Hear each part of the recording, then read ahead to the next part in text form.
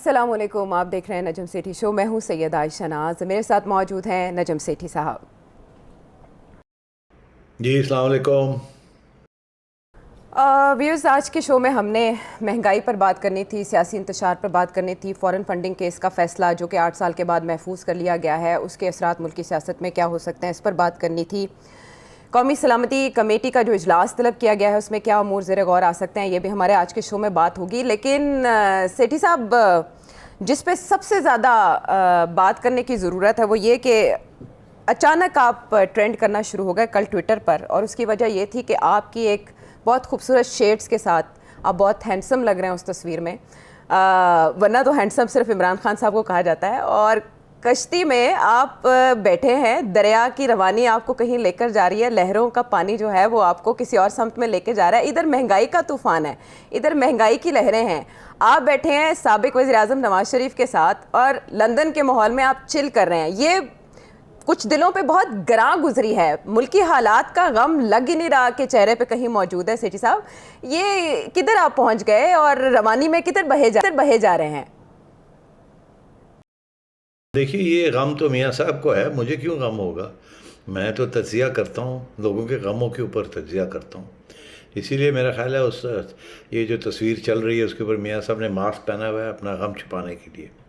بہرحال صورتحال یہ ہے کہ میاں صاحب کا جو ہے جنید صفدر، وہ کیمبرج یونیورسٹی میں ماسٹرز ڈگری کر رہے ہیں اور وہاں وہ رہائش ہے ان کی.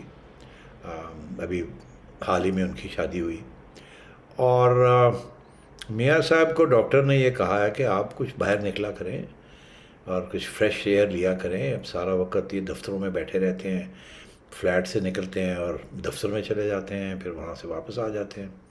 چہل قدمی کرنی اور کریں، باہر نکلا کریں، کنٹری سائڈ میں جائیں، فریش ایئر لیں.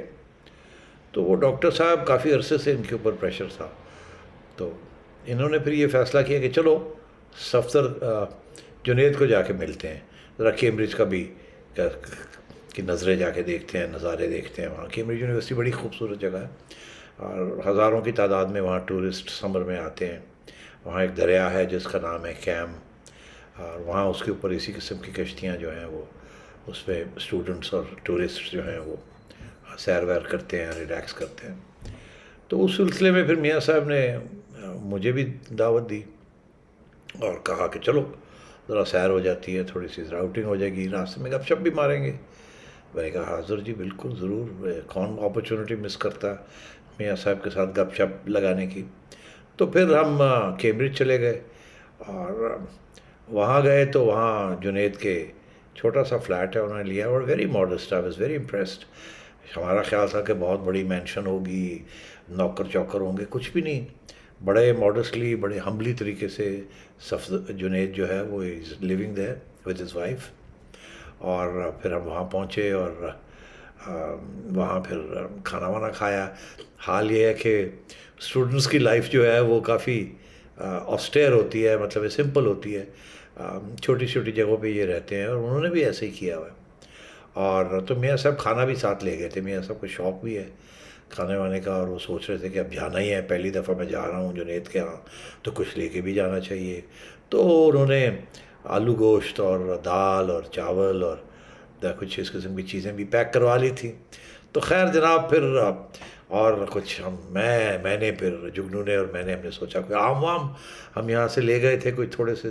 ہم نے کہا کہ لو جی کوئی انور اٹول اور کوئی دسہری، آم بھی ساتھ رکھ لیتے ہیں کہ موسم بھی رنگیلا ہے، دریا پہ جانا ہے تو سمجھیں گے لاہور کی نہر پہ بیٹھے ہوئے ہیں اور آم کھا رہے ہیں، کچھ اس قسم کا ماحول بناتے ہیں. تو چلے گئے ہم لوگ وہاں گئے. تو وہاں سے پھر یہ کشتی وشتی انہوں نے آرگنائز کی ہوئی تھی. پھر ہم وہاں میاں صاحب نے بڑے بڑے سوال پوچھے اس سے کہ یہ دریا کتنا ڈونگا ہے، یہاں کتنا پانی ہے، وہاں کتنا پانی ہے. تو میں نے پوچھا ان سے، میں نے کہا اگر کوئی کشتی الٹ شلٹ گئی، مینوں تے تیرنا شیرنا کوئی نہیں آتا، تو تمہیں آتا؟ کہنے لگے آہو کالج کے زمانے میں ہے تیرنا شیرنا تھا. میں اسی واسطے پوچھنا پیا کہ کتنا ڈونگا ہے. پتہ لگیا کہ وہ کدھر 3 فٹ ہے، کدھر 4 فٹ ہے، کدھر 5 فٹ ہے. تو اسی کہا جی لو پھر کوئی گل نہیں، اگر کوئی گل بھی ہوئی تو چلا، کوئی ایسی گل نہیں. تو خیر جناب، پھر اس میں ساری فیملی جو تھی، جنید اور اس کی اہلیہ اور ان کے بھی رشتہ دار بھی تھے ساتھ، اور ہم سب 2 کشتیوں میں پھر ہم بیٹھ گئے، اور پھر ہم نے وہاں پھر راستے میں وہ جو روور تھا اس نے پھر پوری رننگ کامنٹری دی، اب یہاں ہیں ہم، اب یہاں ہیں، کچھ تھوڑی بات میں نے بھی اس میں اضافہ کیا، کیونکہ میں نے بھی 5 سال کیمبرج میں گزارے تھے جب میں یہاں پڑھ رہا تھا اور ریسرچ بھی کر رہا تھا، تو پھر اس سے ہم نے بتایا یہ ہے میاں صاحب نے بڑی دلچسپی کے ساتھ سب کچھ سنا، اور اس کے بعد پھر جب ہم تھوڑی سی سیر کر کے واپس آئے تو پھر اس کے بعد ہم نے ایک جو بیٹھ کے کہیں کافی شافی پی، اور اس کے بعد پھر ہم واپس لندن آ گئے۔ تو مطلب ہے، تو میرا خیال تھا کہ اب وہ ڈاکٹر کو رپورٹ دے سکتے ہیں کہ آج تو میں نے بہت آؤٹ ڈور فریش ایئر وغیرہ لی۔ تو ایک اسٹیج ایسی بھی آئی، میں نے میاں صاحب کو کہا، میں کہا میاں صاحب ماسک شاسک لا دیو تے ذرا تھوڑی جی، کہنے لگے نہیں میں نک تو فریش ایئر لے رہا میں کہا اچھا ٹھیک ہے تو میں کہا اچھا دن گزرا، اور ڈاکٹر کو رپورٹ اچھی جائے گی کہ میاں صاحب جو ہیں وہ انہوں نے چہل قدمی بھی کی، وہاں چلے بھی پھرے بھی، اور وہاں پھر لوگوں نے کچھ پہچان لیا ان کو، 1-2 پاکستانی کپلز تھے اور ان کے ساتھ بچے تھے، انہوں نے پھر کہا ہمیں تصویر لینی ہے میاں صاحب کے ساتھ، تو پھر ہی واز ویری گریشیس، انہوں نے کہا ہاں ضرور، تو پھر انہوں نے اپنا ماسک بھی اتارا اور ان کے سامنے تصویریں بھی ان کی لی گئیں، اور اس کے بعد بڑا اچھا ماحول رہا، بہت اچھا سفر رہا، گپیں بھی بہت سی ہوئیں۔ ٹھیک ہے، ہاں یہ تو لائٹر نوٹ پہ آپ نے تصویر کا کانٹیکسٹ ہمیں بتا دیا، ہمیں سمجھ آ گئی، لیکن یہ جو گہرے پانیوں میں یہاں ان کی حکومت ہے، اتحادی حکومت، اس کے بارے میں ان کا کیا خیال تھا؟ یہ خبریں آ رہی ہیں کہ وہ معاشی ٹیم کی کارکردگی سے مطمئن نہیں ہیں اور تبدیلی کا اشارہ دے رہے ہیں۔ دیکھیے وہ ظاہر ہے زیادہ بات تو نہیں کرتے، اپنے خیالات کو کافی ٹائٹ کر کے رکھتے ہیں، کیونکہ مس انٹرپریٹیشن بھی ہو سکتی ہے، مس انڈرسٹینڈنگ بھی ہو سکتی ہے، مس ریپرزنٹیشن بھی ہو سکتی ہے، تو بڑی مختصر ان کے کامنٹس ہوتے ہیں، زیادہ بات نہیں کرتے، وہ سنتے زیادہ ہیں۔ آپ ان سے اگر سوال بھی پوچھیں تو آگے سے وہ جواب یہ ہوتا ہے تو آپ کا کیا خیال ہے، توڈا کی خیال ہے، تو مطلب ہے وہ زیادہ انفارمیشن لینا چاہتے ہیں، اپنی سوچ جو ہے اس کے بارے میں وہ بالکل جیسے کہتے ہیں نا، he plays his cards very close to his chest. تو اس میں یہ بات آئی، ظاہر ہے ڈسکشن میں آئی، میں نے یہ پوچھا، میں نے کہا جی وہاں مفتاح اسماعیل صاحب جو کارروائی ان کی ہے، اور یہاں ڈار صاحب جو ہے، لگتا ہے ایسے ہے کہ لوگ یہ سوال پوچھ رہے ہیں، مجھے بھی لوگ پوچھتے ہیں، تو آپ کا کیا خیال ہے یہ ڈار صاحب اور مفتاح اسماعیل سیم پیج پہ ہیں یا نہیں ہیں؟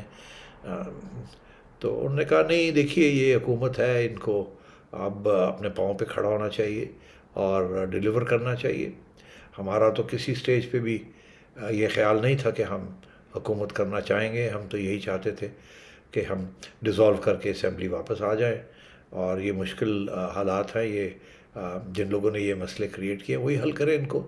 مگر جب پھر عمران خان صاحب نے دھمکی دی 25 کی، تو انہوں نے کہا جی اس دن شہباز شریف صاحب تیار تھے ریزائن کرنے کے لیے، اور مگر پھر جب انہوں نے دھمکی دی تو پھر اس کے بعد مشکل ہو گیا تھا واپس آنا، تو پھر ہم نے، کیونکہ یہ نہ سمجھا جاتا کہ ہم کمزور ہیں یا ہم دھمکی کی وجہ سے ہم نے حکومت چھوڑ دی، ایسے تو سیاست میں نہیں ہوتا، تو اس لیے پھر ہم نے یہی فیصلہ کیا کہ ہم ٹک جائیں گے اب، اور حکومت ٹکی ہوئی ہے انشاءاللہ اور پوری ٹرم کمپلیٹ کرے گی، اور ہم ان کو پورا سپورٹ کر رہے ہیں۔ ظاہر ہے بڑے مشکل حالات ہیں اور تنقید ہو رہی ہے، وہ ہمیں احساس ہے اس بات کا، اور ہماری تو یہی ہدایت ہوتی ہے مفتاح اسماعیل صاحب کو اور شہباز شریف صاحب کو، اگر جب وہ پوچھتے ہیں یا کچھ کنسلٹ کرتے ہیں کہ ذرا خیال رکھیں، عوام کا خیال رکھنا ہے، عوام کا خیال رکھنا ہے، عوام کا خیال رکھنا ہے، محتاج نہیں ہونا کسی فورن پاور کے، and so on and so forth, مگر وہ آن دا گراؤنڈ ہیں، اس لیے بہتر یہ سوال آپ انہی سے پوچھیں۔ باقی میں نے کہا جی کہ کتنی آپ کی بات چات ہوتی ہے، کتنی آپ کی انٹرونشن ہے، تو کہنے لگے نہیں میں زیادہ انٹرونشن نہیں کرتا، اس کی وجہ یہ ہے کہ یہ اب جو لوگ وہاں ہاٹ سیٹ پہ بیٹھے ہیں یہ انہی کے فیصلے ہیں، انہوں نے ہی بھگتنا ہے، اب ہم نے یہ فیصلہ کیا ہے مشترکہ پی ڈی ایم میں کہ ہم بیٹھیں گے اور پاؤں جما کے نیشنل انٹرسٹ میں یہ کام کریں گے، یہ کڑوا گھوٹ ہمیں کرنا پڑ رہا ہے، اور ہم کریں گے عوام کے لیے. یہ مشکل حالات ہیں ملک کے لیے, کریں گے. باقی یہ ہے کہ یہ فیصلے سارے وہیں ہوتے ہیں اور انہی سے آپ پوچھا کریں. اگر کوئی غلط کام کرتے ہیں تو آپ ان سے پوچھیں. میں ہینڈز آف ہوں, میں زیادہ مداخلت نہیں کرتا. اگر کوئی کنسلٹ کرے تو پھر میں اپنی رائے دے دیتا ہوں, مگر میں ہمیشہ, میری کوشش یہی ہوتی ہے کہ ایک کنسنسس کے ساتھ چلا جائے آگے. اچھا سیٹھی صاحب, کہیں ایسا تو نہیں ہے, جو آپ کی بات سے میں اندازہ لگا پائی ہوں, اس سے مجھے مریم نواز صاحبہ کی بات یاد آ گئی. جب پرویز مشرف صاحب کے حوالے سے نواز شریف صاحب نے ٹویٹ کیا تو ان سے سوال کیا گیا مریم نواز صاحبہ سے, تو ان کا یہ کہنا تھا کہ یہ انہوں نے ذاتی حیثیت میں ٹویٹ کیا ہے اور نواز شریف صاحب موجودہ حکومت کا حصہ نہیں ہیں. کہیں ایسا تو نہیں ہے کیونکہ نواز شریف صاحب کا فلسفہ یا ان کا نظریہ اس موجودہ صورتحال سے بالکل کٹ کے, بالکل ہٹ کے ہے, وہ خود کو ارادی طور پر الگ رکھنا چاہ رہے ہیں تاکہ جو موجودہ صورتحال کا ملبہ ہے یہ ان پر نہ گرے؟ نہیں دیکھیے, یہ بیان جو تھا ان کا, یہ اس لیے مریم نے یہ کہا ہے کہ یہ ذاتی تھا کیونکہ کچھ لوگوں نے یہ بات کرنی شروع کر دی تھی کہ کیونکہ مشرف نے نواز شریف صاحب کے ساتھ ذاتی طور پر زیادتی کی تھی. ایک تو سیاسی طور پر تھا جو کو کیا, پھر ذاتی طور پر جس طریقے سے ان کے ساتھ رویہ اختیار کیا پرسنلی, جس کے بارے میں وہ ذکر کر چکے ہیں ایک دو جگہ پہ, اور جس کے بارے میں پتہ ہے کس طریقے کے ساتھ ان کو فزیکلی مین ہینڈل کیا گیا اور بے عزتی کی گئی اور دھکے دیے گئے اور زنجیریں لگائی گئیں اور انسلٹ کیا گیا. تو یہ ایک اسپیکولیشن چل رہی تھی کہ شاید میاں نواز شریف صاحب بھی انتقامی کارروائی میں کچھ ذات, کیونکہ ان کے ساتھ ایسے ہوا تھا تو وہ شاید یہ نہیں چاہیں گے کہ مشرف کو کسی طریقے سے کوئی سہولت ملے. تو اس لیے میرا خیال ہے انہوں نے اپنی ذاتی طور پہ یہ بات کہی کہ نہیں, میں کوئی ذاتی طور پہ جو ہوا میرے ساتھ وہ ہوا, وہ ہم نے بھگت لیا, اللہ بہتر جانتا ہے, مگر میں اس طریقے سے میرا وہ رویہ نہیں ہوگا جو مشرف کا میری طرف تھا. تو اخلاقی طور پہ مجھے کوئی ایشو نہیں ہے, اور یہ گورنمنٹ جو ہے اس کے فیصلے ہیں.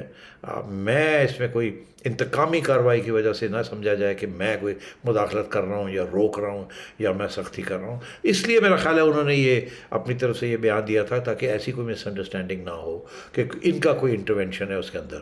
اور یہ فیصلہ گورنمنٹ کا ہے, اور اس سے پہلے آپ کو پتہ ہی ہے کہ اس کے بعد آئی ایس پی آر نے بھی یہی بات کہی کہ جی یہ فیملی کا فیصلہ ہے and so on and so forth, اور ہم چاہیں گے کہ وہ آ جائیں. اور آپ نے دیکھا, ہم نے بھی یہ ڈسکس کیا تھا عائشہ, کہ یہ اتنا آسان, اس کے لیے پرابلمس اس میں ہیں ابھی بھی. اور ابھی فیملی کی طرف سے جو بیان آیا ہے کہ میڈیکل ایشوز کے علاوہ بھی لیگل ایشوز بھی ہیں جن کی طرف ان کی فیملی جو ہے وہ دیکھ رہی ہے اور ایگزامن کر رہی ہے کہ کیا مسئلے بن سکتے ہیں کیا نہیں بن سکتے, apart from the medical issues. کچھ دوائیاں ہیں جو نہیں ملتی وہاں, پلس جس قسم کی ٹریٹمنٹ ہے وہ ہو سکے گی کہ نہیں, اور جو لیگل ایشوز ہیں وہ پھر کیسے, کیونکہ ہیں تو صحیح لیگل ایشوز جیسے ہم نے پوائنٹ آؤٹ کیا تھا کہ کیسز ہیں, بیلیں ہیں, ایبسکانڈر ہے, وہ سارا کچھ ہے, تو ان کو بھی تو سارٹ آؤٹ کرنا ہے نا. تو وہ تو پھر گورنمنٹ کی بھی اپنی مجبوری ہوتی ہے, اسٹیبلشمنٹ کی اپنی مجبوریاں ہیں, اور پھر ظاہر ہے اس کیس کی اپنی مجبوریاں ہیں, تو کمپلیکیشنز تو ہیں. تو میرا خیال ہے اس لیے انہوں نے اپنی طرف سے یہ کلیئر کر دیا تھا کہ میری طرف سے کوئی رکاوٹ نہیں ہے, نہ کوئی انتقامی کارروائی. ٹھیک ہے. اور بریک پہ جانے سے پہلے آپ نے اس سے پہلے جو کہا اس سے یہ مراد ہے کہ شہباز شریف صاحب ہر طرح کا فیصلہ لینے میں خود مختار ہیں اور جو بھی ہوتا ہے وہ ان کی اپنی ان پٹ ہوتی ہے, نواز شریف صاحب کی ان پٹ تقریباً نہ ہونے کے برابر ہے؟ دیکھیے, میں یہ یقین نہیں کر سکتا کہ ان کی کوئی ان پٹ نہیں ہے, حالانکہ وہ تسلیم تو نہیں کریں گے. میرا خیال ہے بھائی صاحب کے ساتھ بات چیت تو ہوتی ہوگی, غالباً مریم کے ساتھ بھی بات چیت تو ہوتی ہوگی, کچھ نہ کچھ تو ڈسکس کرتے ہوں گے, مگر ظاہر ہے وہ ہمیں تو نہیں بتائیں گے نا کہ میں کس کے ساتھ کیا ڈسکس کرتا ہوں کیا نہیں کرتا ہوں. تو مگر یہ لاجیکل ہے کہ کنسلٹیشن تو ہوتی ہوگی, اور مگر میں سمجھتا ہوں کہ ڈے ٹو ڈے ایشوز پہ نہیں. کابینہ کے اندر کون ہے, کون کیوں نہیں ہے, میرا نہیں خیال میاں صاحب ان چیزوں میں کوئی مداخلت کرتے ہیں کہ فلانے کو کیوں رکھا, فلانے کو کیوں نہیں رکھا. نہیں, وہ اسٹریٹجک ایشوز کے اوپر, اب فار ایگزامپل اکنامک پالیسی کے اوپر ہو سکتا ہے کہ وہ چاہ رہے ہوں کہ اس طریقے سے نہیں, اس طریقے سے کیا جائے, یا ڈار صاحب کو کنسلٹ کر لیا جائے وغیرہ وغیرہ. اب ہم نے خبریں بھی سنی ہیں کہ شاید ڈار صاحب سے کنسلٹیشن بھی تھوڑی بہت ہو رہی ہے. ظاہر ہے ڈار صاحب از اے ویری ایکسپیرینسڈ ہینڈ, اور ہر بندے کا اپنا سٹائل ہوتا ہے. اور ڈار صاحب نے اپنے زمانے میں بڑی اچھی مینجمنٹ کی تھی اکانومی کی, اور اب بھی ان کی ایک موقف ہے کس طریقے کے ساتھ آئی ایم ایف کو ہینڈل کرنا ہے, اسٹیٹ بینک کو ہینڈل کرنا ہے, اور وہ کافی انٹرویوز وغیرہ دیتے رہتے ہیں. تو میرا خیال ہے وہ کچھ بات چیت تو چلتی رہتی ہوگی. ٹھیک ہے سیٹ صاحب, آپ بات کر رہے ہیں نون لیگ کا نظریہ کیا ہے اسٹریٹجک ایشوز کے حوالے سے, نواز شریف صاحب کتنی رائے دیتے ہیں, تو اس میں ایک اور اسٹریٹجک ایشو ہے یعنی فیوچر الائنس, انتخابی اتحاد. اس پر سٹی صاحب سے جانیں گے کہ کیا کہتے ہیں نون لیگ کے قائد. بریک کے بعد.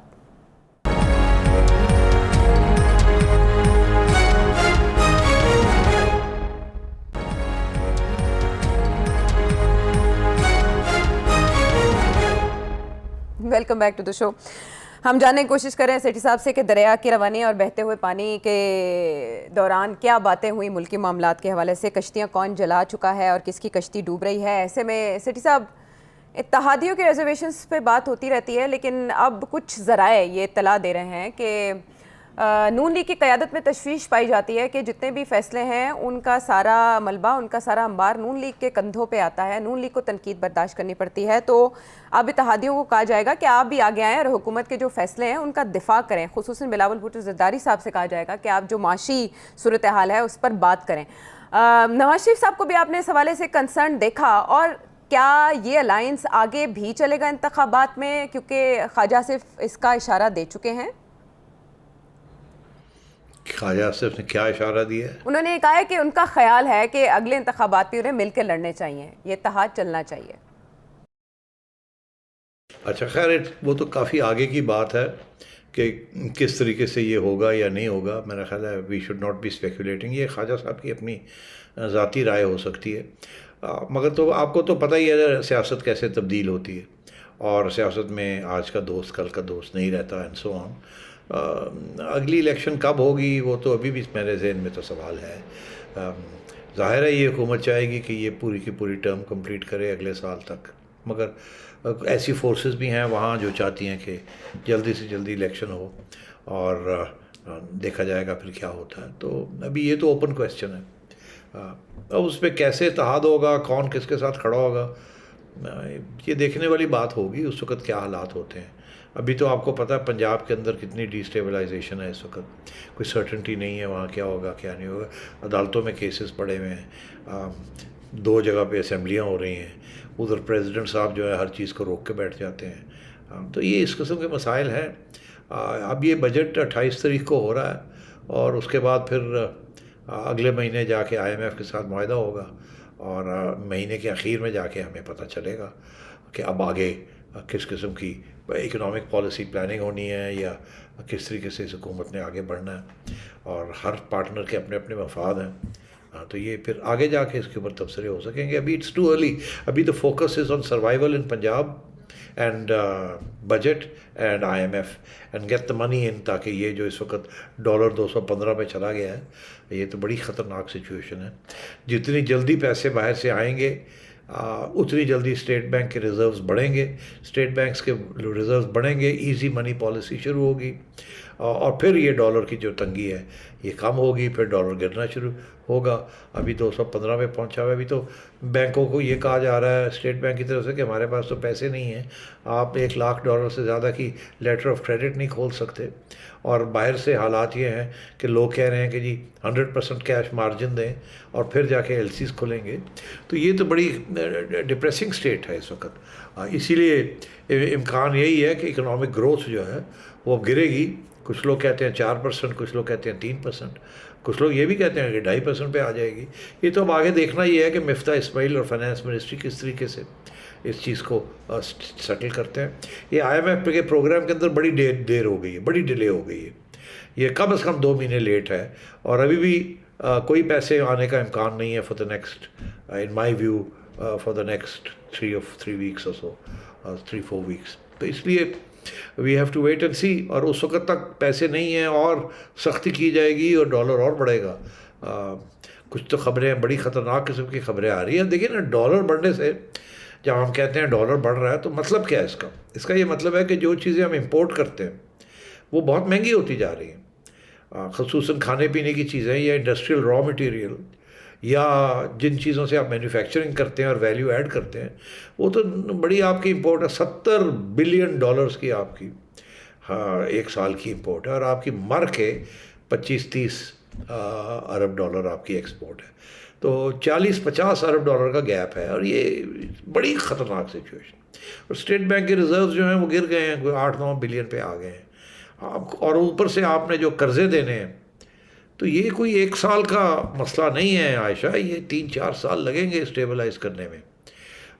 تو اسی لیے اب یہ ایشو یہ ہے کہ یہ اسٹیبلائزیشن پالیسی جو ہے یہ الیکشن کے پہلے ہو, الیکشن کے بعد ہو. تو اب تو صورت حال ہے وہ یہی ہے کہ اگر الیکشن ہو جاتی تو اس کے بعد 5 سال میں یہ کر لیتے, مگر پانی یہاں تک پہنچا ہوا تھا. تو الیکشن میں جب 3 مہینے لگ جاتے تو پانی تو سر سے گزر جاتا تھا اور سارا ملک کا بہت بڑا نقصان ہو جانا تھا. اسی لیے پھر انہی سے یہ کام کروانا پڑا, اور شکر کریں نون لیگ مان گئی, کیونکہ ظاہر ہے بدنامی تو ان کی ہو رہی ہے. وہ پیپلز پارٹی والے تو چپ کر کے بیٹھے ہوئے ہیں, باقی جو ہے وہ انہوں نے کیا کرنا ہے. وہاں تو صورتحال یہ ہے, میں اب جاتے جاتے کیونکہ بات ہو رہی ہے IMF کی اور اکنامک کنڈیشنز کی, بات یہ ہے کہ جی مفتاح اسماعیل صاحب نے جو بجٹ کے اندر پیسے رکھے ہیں اس میں سے اس کے ایک بہت اہم حصہ ہے وہ یہ ہے کہ ہم پروونسز کو جو ہم نیشنل فائنانس کمیشن ایوارڈ کے تحت ہم جو پیسے دیتے ہیں ان میں سے کچھ پیسے بچ جاتے ہیں پروونسز کے پاس ان کے اپنے بجٹس کے بعد سال کے بعد, تو یہ ان سے واپس لے لیتے ہیں کہ جی واپس دے دیں. تو وہ پھر ایک ریونیو اسٹریم بن جاتی ہے. پہلے ایکسپینڈیچر ہوتا ہے, پھر ریونیو اسٹریم بن جاتی ہے. مگر اور اس میں انہوں نے یہ کہا ہوا ہے کہ ان کو پروونسز سے کوئی اچھے خاصے پیسے مل جائیں گے, 500-600 ارب روپے مل جائیں گے. تو مگر سندھ والے تو انہوں نے تو انکار کر دیا. انہوں نے کہا جی ہم تو جو بھی سرپلس کوئی نہیں ہونا, ہم نے سارا کوئی خرچ کر دینا ہے. ظاہر ہے زرداری صاحب الیکشن کی تیاری کر رہے ہیں, انہوں نے خرچے کرنے ہیں. انہوں نے کوئی سنبھالنا تو نہیں ہے, سیو کرنا تاکہ فیڈرل گورنمنٹ جگہ ادھر دے ہونا, تو انہوں نے تو کچھ نہیں دینا. KP نے بھی کچھ نہیں دینا. KP تو آلریڈی ایکسٹرا مانگ رہا ہے, پرانا مانگا ہوا ہے, وہ پیسے ان کو دینے پڑ گئے ہیں کوئی 150 ارب روپے کے قریب. تو KP سے بھی کچھ نہیں آنا, ادھر سے بھی نہیں آنا, سندھ سے بھی کچھ نہیں آنا. رہ گیا پنجاب اور بلوچستان کو ملتا ہی کچھ نہیں خاص, 100 ارب قریب ملتا ہے. وہ وہیں کھا پی جاتے ہیں, ان کو تو رہ گیا پنجاب. اب ٹھیک ہے, اگر حمزہ بیٹھا ہوا ہے تو ہو سکتا ہے پنجاب میں وہ ساری ڈیولپمنٹ بند کر دیں اور فیڈرل گورنمنٹ کو کہیں لے جائیں جی 100-200 ارب, بس اس سے زیادہ کیا. تو پھر تو وہاں اور بھی شارٹ فال ہو جائے گی. تو یہ مسئلے بڑے مسئلے ہیں. ہاں جی, مسئلے بہت سے ہیں. اور سیٹھی صاحب پھر وہ جو وسائل کی تقسیم ہے وہ بھی پرانے فارمولے کے تحت ہوتی ہے, جبکہ آبادی میں اب تو ہوش ربا اضافہ ہو چکا ہے. صوبے اسی لیے بھی کہتے ہیں کہ ان کو زیادہ شیئر چاہیے, کیونکہ پاپولیشن گروتھ کے حوالے سے تو ابھی ہم نے کوئی نیا فارمولہ سیٹ نہیں کیا کہ اسی حساب سے فنڈز بھی دیے جائیں. یہاں جب آپ کنفیوژن کی بات کریں, اس قدر زیادہ کنفیوژن معاملات میں تو ہے ہی, لیکن اس کے ساتھ ساتھ اسٹیٹمنٹس میں بھی ہم دیکھ رہے ہیں. وہ یہ کہ اب وزیر اعظم صاحب کہہ رہے ہیں کہ جو پیٹرول کی قیمت میں اضافہ ہے اس کا تعلق IMF سے نہیں ہے. اچھا, یہ حکومت میں نہیں تھے تو کہا جاتا تھا کہ عمران خان صاحب IMF کے ساتھ کیے گئے معاہدے کی وجہ سے پیٹرول مہنگا کرتے جا رہے ہیں. تو یہاں تو ایک کھلا تضاد آ گیا کہ حکومت میں آنے کے بعد یہ آپ کہہ رہے ہیں کہ عالمی سطح پر جو پیٹرول مہنگا ہو رہا ہے اس کا تعلق اس سے ہے. پھر دوسری طرف خواجہ آصف کہہ رہے ہیں کہ معاہدہ جلدی ہو جائے گا, معاملات طے پا گئے ہیں. رانا ثناء اللہ کہہ رہے ہیں ساری شرطیں ماننے کے باوجود ہمارے IMF کے ساتھ معاملات طے نہیں پا رہے. ہم کس کی بات پہ یقین کریں سیٹھی صاحب؟ دیکھیے, معاملات کچھ طے پا گئے ہیں, کچھ نہیں طے پائے. سو ڈپینڈ کرتا ہے. رانا صاحب صحیح کہہ رہے ہیں, پورے معاملات نہیں طے پائے. آج اخباریں آپ پڑھ لیں, ڈاکٹر فرق سلیم کا آرٹیکلز ٹویٹس دیکھ لیں, وہ کہتے ہیں کچھ مسئلے حل ہو گئے ہیں, کچھ مسئلے رہ گئے ہیں IMF والے. تو یہ تو آگے جا کے آہستہ آہستہ یہ ڈسکشنز چلیں گی. دوسری بات یہ ہے کہ آپ نے کہا کہ جی پیٹرول والی بات مفتاح اسماعیل صاحب نے جو بات کہی ہے, دیکھیے آئی تھنک اس میں تھوڑی کنفیوژن یہ آ رہی ہے کہ بات کو آؤٹ آف کانٹیکسٹ لے لیا جاتا ہے. دراصل IMF نے آپ کو موٹی باتیں کہی ہیں کہ اتنے پیسے آپ نے ٹیکسز کے ذریعے اکٹھے کرنے ہیں اور اتنی چیزیں آپ نے کرنی ہیں. کچھ باتیں انہوں نے آپ پہ چھوڑ دی ہیں کہ پیسے کیسے اکٹھے کریں گے, کس سے کیا آئے گا کیا نہیں آئے گا. اب صورتحال یہ ہے, ایک تو آپ نے IMF کے پروگرام کے تحت کمٹمنٹ کی تھی کہ جو پیسے کچھ آنے ہیں وہ پیٹرولیم سے آنے ہیں, انرجی سے پرائسز سے آنے ہیں, وہ تو ٹھیک ہے. مگر ہوا یہ کہ اس کے دوران انٹرنیشنل پرائسز جو ہیں تیل کی وہ بڑھنی شروع ہو گئی. جب آپ نے یہ ایسٹیمیٹس لگائے تھے اس وقت پرائسز اسٹیبل تھی, $95 تھے بیرل, $95-100 بیرل. پھر یہ رشیا والی بات شروع ہو گئی, یوکرین والی، اس کے ساتھ قیمتیں بڑھتی جا رہی ہیں، 125 130 135 پہ چلا گیا ہے بیرل. تو اب جیسے وہ یہ تو آئی ایم ایف کی اس کے کھاتے میں نہیں ہے نا، یہ تو انٹرنیشنل کموڈٹی پرائسز بڑھ رہی ہیں. تو اس کی وجہ سے وہ جو ٹارگیٹ ہے آپ کا، وہ ٹارگیٹ جو ہے اور مشکل ہوتا جا رہا ہے پیسے اکٹھے کرنے کا. تو اس لیے پھر یہ کچھ اور اقدامات کرنے پڑ رہے ہیں جس میں پیٹرول کے اوپر بھی اور قیمت بڑھانی پڑ رہی ہے. آئی ایم ایف نے یہ نہیں کہا کہ پیٹرول کے اوپر آپ قیمت بڑھائیں، انہوں نے جو بڑھانے کا کہا تھا وہ تو اس وقت کہا تھا. اس کے بعد انٹرنیشنل قیمت بڑھ گئی تیل کی. اب آپ امپورٹ کر رہے ہیں، اس کے لیے آپ کے پاس پیسے بھی نہیں ہیں، امپورٹ ڈالر بھی مہنگا ہو رہا ہے، ویسے بھی قیمتیں بڑھ رہی ہیں. تو اس کو پھر آف سیٹ کرنے کے لیے انہوں نے پھر کچھ نہ کچھ تو کرنا ہی تھا. تو یہ ایسے نہیں ہے کہ آئی ایم ایف نے کہا یہ کرو، آئی ایم ایف نے تو اور بہت کچھ کہا، یہ کریں یہ کریں یہ کریں. یہ ان کا فیصلہ ہے کہ یہ کس حد تک پیٹرول کی قیمت بڑھائیں گے، یا کس حد تک امیروں کو ٹیکس کریں گے، یا کس حد تک ڈیفنس بجٹ کم کریں گے یا بڑھائیں گے، کس حد تک ڈیٹ پیمنٹس جو ہیں ڈیفر کریں گے یا نہیں کریں گے، کس حد تک پرائیویٹائزیشن ہوگی یا نہیں ہوگی. یہ تو سارے ان کے فیصلے ہیں. آئی ایم ایف نے تو ٹارگیٹس آپ کو دے دیے ہیں کہ جی یہ آپ نے کرنا ہے، موٹی بات، اتنے پیسے اکٹھے کرنے ہیں، اتنے خرچے کرنے ہیں. اس کے بعد آپ کو چھوڑ دیا آپ کیسے کرتے ہیں. انہوں نے اشارے ضرور کیے ہیں کہ یہ کریں گے تو ایسے ہو جائے گا، یہ کریں گے تو ایسے ہو جائے گا، بس پھر بھی کچھ نہ کچھ آپ کو فلیکسیبلٹی دی ہے. تو میرا خیال ہے مفتاح اسماعیل صاحب کا یہ کہنا ہے کہ یہ ٹھیک ہے، پاکستان میں پیٹرول سب سے زیادہ سستا تھا نیبرہڈ میں، اور دنیا میں بھی بہت سبسڈی دی جا رہی تھی. وہ سبسڈیز اب ہم افورڈ نہیں کر سکتے بیکاز اب ہمیں ایکسپینڈیچرز کٹ کرنے ہیں اور ڈیٹ ری پیمنٹ کرنی ہے، اور اس کے لیے آئی ایم ایف کے پیسے چاہیے تاکہ لوگوں کو جو پیسے دینے ہیں وہ دے سکیں. مگر اس کے اوپر جو نئے ڈیولپمنٹ جو ہو گئی ہے جس کا تعلق آپ کی ڈائریکٹ ڈومیسٹک اکانومی کے ساتھ نہیں ہے مگر انٹرنیشنل اکانومی کے ساتھ ہے، وہ commodity prices, oil prices, energy prices سب بڑھ رہی ہیں. اور یورپ نے سینکشنز لگا دیے ہیں روس کے اوپر. یورپ نے ابھی روس سے تیل خریدنا بند کر دیا. تو اس کا یہ مطلب ہے باقی سورسز سے تیل خرید رہے ہیں. جب وہ خریدیں گے تو وہ ظاہر ہے وہ تیل کی سپلائی جو ہے وہ شارٹ ٹرم میں تو نہیں بڑھ سکتی، نہ ہی اوپیک ان کو بڑھانا چاہتا ہے، وہ اپنی قیمتیں بڑھانا چاہتا ہے. تو اب وہ اوپیک سپلائرز جو ہیں وہ they are going to gain. اوپر سے ایران کے اوپر سینکشنز لگی ہوئی ہیں امریکہ کی فار اٹس نیوکلیئر پروگرام. تو اس قسم کے انٹرنیشنل ایشوز ہیں جو کہ اب پاکستان کے اوپر بھی جس کا بوجھ آ رہا ہے. پاکستان کے اوپر بھی بوجھ آ رہا ہے. 118 دن یوکرین رشیا وار کو ہو چکے ہیں اور ابھی بھی امکانات ظاہر کیے جا رہے ہیں کہ جنگ کے خاتمے کے کوئی امکانات نہیں ہیں، اور جو دیگر ممالک ہیں وہ اس کے آلٹرنیٹ ریسورسز ٹرائی کر رہے ہیں. اسی وجہ سے پاکستان پر بھی بار آ رہا ہے. بہرحال پاکستان میں اس پر سیاسی بیان بازی کا سلسلہ تو جاری ہے، لیکن بہت سے اہم سوال جو اٹھ رہے ہیں واپس آ کے ان کے جواب جانیں گے.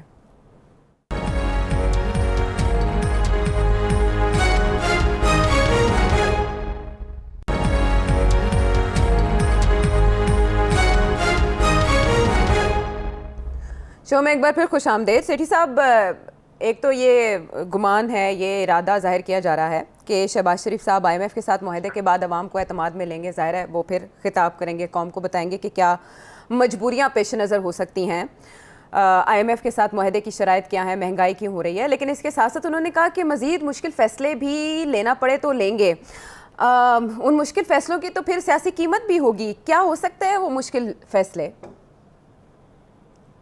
دیکھیے یہ تو سارا سال ہی مشکل ہے. یہ جو جس قسم کی اکنامک پالیسیز بنیں گی بڑا بوجھ پڑے گا، ہر سیکشن آف سوسائٹی پہ بوجھ پڑے گا، اس میں تو کوئی شک ہی نہیں ہے. ملازمتیں کم ہو جائیں گی، مہنگائی بڑھے گی، کم از کم اگلے 6 ماہ 8 مہینے کے لیے تو مہنگائی کم نہیں ہوگی. ریسٹرکشنز لگ جائیں گی فارن ایکسچینج کے اوپر، امپورٹس کے اوپر، اور غربت بڑھے گی، جاب لیسنس بڑھے گی. اور یہ فیصلے جو ہیں یہ اب انہی کو مشکل فیصلے کہتے ہیں نا. میرا خیال ہے کہ ان کو ایک دو اور بڑے ایسے سیاسی فیصلے ہیں جو کرنے چاہیے. کیا یہ کر پائیں گے کہ نہیں وہ بھی ایک مشکل فیصلہ ہے. وہ مشکل فیصلہ یہ ہے کہ کیا انہوں نے ہندوستان کے ساتھ سوچی سمجھی اس تجارت واپس شروع کرنی ہے کہ نہیں کرنی. کیونکہ اگر کوئی تجارت ہندوستان کے ساتھ شروع ہوتی ہے تو اس میں شارٹ ٹرم میں تو بہت ریلیف ملے گی عوام کو. بہت سے ایسی چیزیں ہیں، آئٹمز ہیں جو کہ آپ ہندوستان سے منگوا سکتے ہیں اور وہ سستے ہیں، اور وہ مہنگائی کو کنٹرول بھی کر لیں گے. جب شارٹیج ہو جاتی ہے کسی چیز کی، کھانے پینے کی چیزوں کی، تو وہ امرتسر سے، پنجاب سے فوراً آ جاتی ہے. ڈونٹ فرگیٹ پنجاب ہندوستان جو ہے وہ اس کا فوڈ باسکٹ ہے. سارا ہندوستان کو پنجاب سپلائی کرتا ہے فوڈ اور فوڈ آئٹمز. اور جب بھی آپ پرانے زمانے میں جب بھی یہاں پاکستان کے اندر شارٹیج ہو جاتی تھی کسی چیز کی، ہلدی ہو جائے یا مسالے ہو جائیں یا شوگر ہو جائے یا ٹماٹر ہو جائیں یا پنڈی ہو جائے یا جو بھی ہے، وہ فوراً ود ان ڈیز ہندوستان سے وہ آ جاتی تھی اور اسٹیبلائزیشن ہو جاتی تھی۔ اسی طریقے کے ساتھ ایکسپورٹ، اب شوگر کی ایکسپورٹ، ویٹ کی ایکسپورٹ یا مطلب جو جس چیز کی شارٹیج ہو، اگر ساتھ نیکسٹ ڈور گھر میں مل رہی ہے اور سستی مل رہی ہے تو آ جانی چاہیے۔ اب اگر یہ سیاسی فیصلے ہیں، عمران خان صاحب باہر بیٹھے ہیں، دن دن آئیں گے کہ جی ہندوستان کا جو یار ہے غدار ہے غدار ہے۔ آپ کو یاد ہوگا کہ خان صاحب بھی ایک وقت تجارت کرنا چاہ رہے تھے ہندوستان کے ساتھ، کاٹن لابی کی بڑی ڈیمانڈ تھی کہ ہندوستان سے کاٹن امپورٹ اجازت دی جائے، بیکاز ہم کاٹن کے بہت بڑے ہم ایکسپورٹر ہیں اور کاٹن پروڈکٹس، تو ہمیں وہاں سے را کاٹن کی اجازت دی جائے، ہمارے یہاں شارٹیج تھی مگر، اور انہوں نے اوکے بھی کر دیا، مگر پھر بعد میں سیاسی طور پہ سوچا کہ یہ گڑبڑ نہ ہو جائے تو انہوں نے روک دیا، حالانکہ آپ کی اسٹیبلشمنٹ نے گرین لائٹ دے دی تھی کہ کوئی بات نہیں کر لیں، مگر انہوں نے پھر سوچا نہیں، پہلے سوچا کرنا ہے پھر سوچا نہیں۔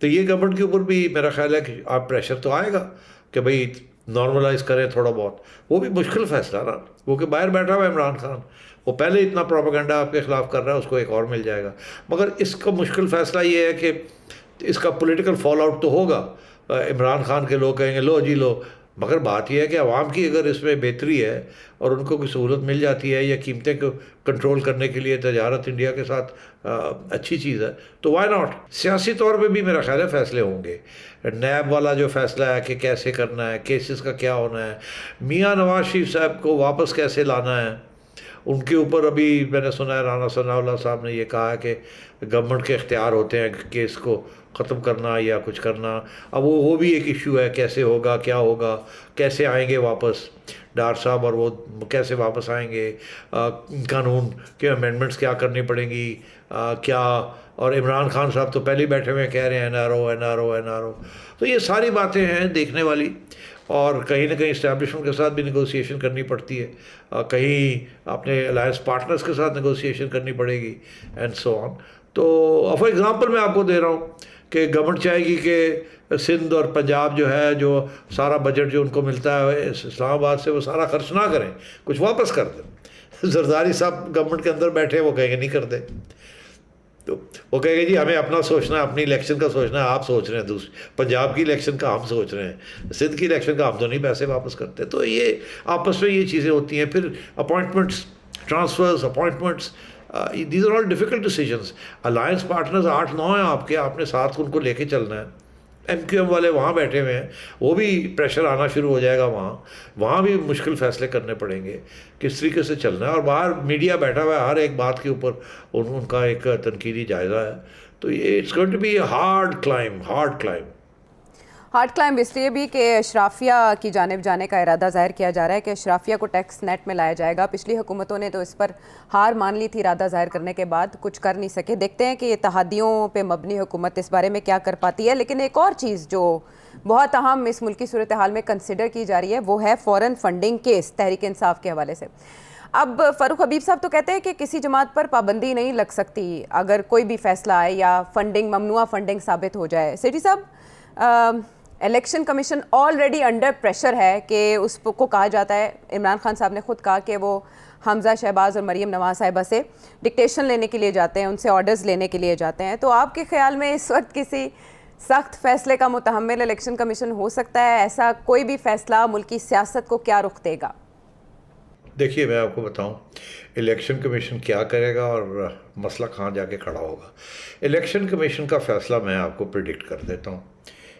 الیکشن کمیشن کا فیصلہ یہ ہوگا کہ خان صاحب کی پارٹی نے بہت سے گھپلے کیے ہیں اور ڈکلیریشنز نہیں کی، اور پیسے آئے ہیں اور غلط جگہ سے بھی آئے ہیں جس کا نہیں آنے چاہیے تھے، اور جو آئے بھی ہیں اگر صحیح جگہ سے بھی آئے ہیں اس کا حساب نہیں رکھا اور نہیں دیا۔ تو اس لیے وہ تو یہ گورنمنٹ وہ اپنی فائنڈنگز میں یہ فائنڈنگ کریں گے کہ انہوں نے قانون کی کو توڑا ہے، جو فنڈنگ کا کیس ہے، اور وہ یہ فیصلہ دے کہ یہ گلٹی ہے، انہوں نے یہ قانون کے خلاف یہ کیا ہے، وہ آگے بھیج دیں گے انڈر دا لا، کہ وہ بھیج دیں گے حکومت کے پاس کہ اب حکومت فیصلہ کرے کہ حکومت جو ہے کیا اقدامات کرے گی اس کے اوپر۔ اب حکومت دو چیزیں کر سکتی ہے، ایک تو وہ انڈر دا لا حکومت نے جو الیکشن کمیشن کا فیصلہ ہے وہ چلا جائے، حکومت نے اس کو آگے بھیجنا ہے سپریم کورٹ اپنے ریمارکس کے ساتھ۔